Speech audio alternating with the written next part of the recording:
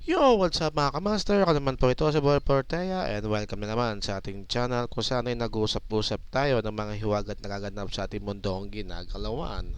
And today's episode ay pag-uusapan natin ang hiwaga ng gunting. So sa mga kamaster, no, kung kayo ay nanaginip na may kinalaman ng gunting is tamang-tama ang inyong papanoorin. Ang makakita ng gunting sa isang panaginip ay maraming iba't ibang kahulugan.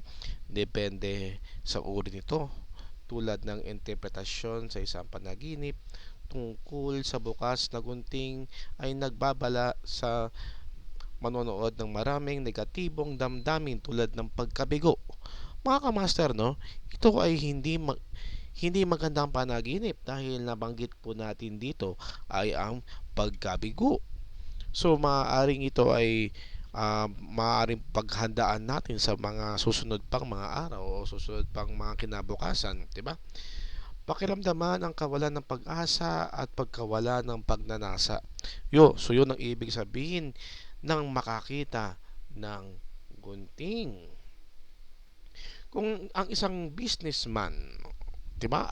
Ang isang businessman ay nakakita ng bukas na gunting sa panaginip, kung gayon ito ay isang masamang tanda ng pagwawalang kilos sa kalakalan.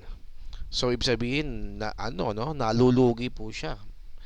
Sa pagtigil ng paggalaw ng pagbili at pagbenta at paglantad ng mga pagkalugi ng material, ang isang babaeng may asawa ang makakita ng isang tao na nagbigay sa kanya ng magagandang gunting sa panaginip ay lilipat sa bagong tahanan.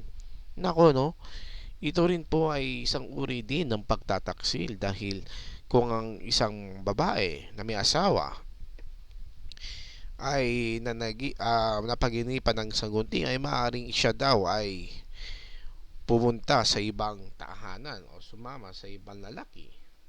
Sino man ang nakakita sa panaginip na siya ay naggugupit ng damit ng ibang taong gamit ang gunting, pagkatapos ay sinisiraan niya sila sa paggawa ng chismis.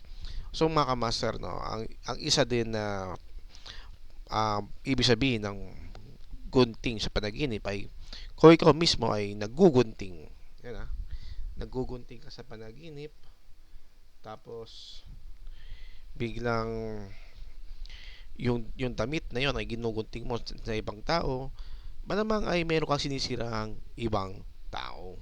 So hindi pala to kaaya-aya itong panaginip na to. Ang gunting sa panaginip ay sumisimbolo ng pagkakataong maglakbay sa ibang bansa sa pamamagitan ng dagat. Sabi, ang gunting ng isda, hindi ko alam kung paano yun, no? Makakita ka ng gunting na isda, hindi ko alam paano yun.